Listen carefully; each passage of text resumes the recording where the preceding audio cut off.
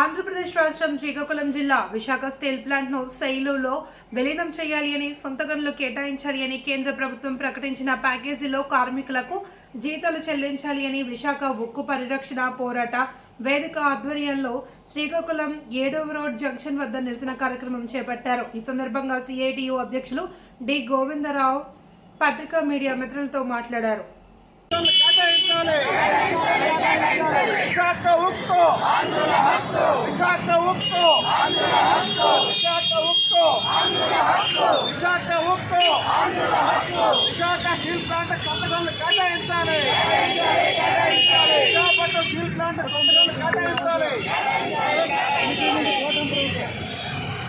BJP photo परमात्म विधान नशించాలి steel plant కి 2 కోట్లు కొడుతున్న కోట పరమాత్మ నశించాలి స్టీల్ ప్లాంట్ కి 2 కోట్లు కొడుతున్న బీజేపీ ఫోటో ప్రభుత్వం నశించాలి బీజేపీ పరమాత్మ విధానం నశించాలి ఆంధ్ర బీజేపీ రాష్ట్ర కోట విధానం నశించాలి విశాఖపట్నం స్టీల్ ప్లాంట్ సెంట్రల్ చేయాలి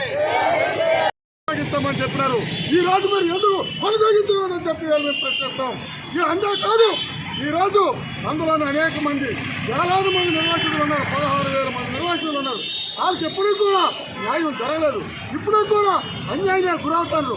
ఈ రోజు ఈ ఉత్తరాంధ్రలోన మొత్తం ప్రజానీకం అంతా కూడా స్టీల్ ప్లాంట్లో పనిచేస్తారు. అంతేకాదు రాష్ట్ర వ్యాప్తం ప్రజానికి కూడా స్టీల్ ప్లాంట్లో పనిచేస్తారు. ఈ వేలాది మందిని రోడ్డు మీదకి గంటడానికి ఇవాళ కూటమి ప్రభుత్వం కుట్రలు పంటుంది. ఎక్కడ చర్చలు సహించేది కాదు.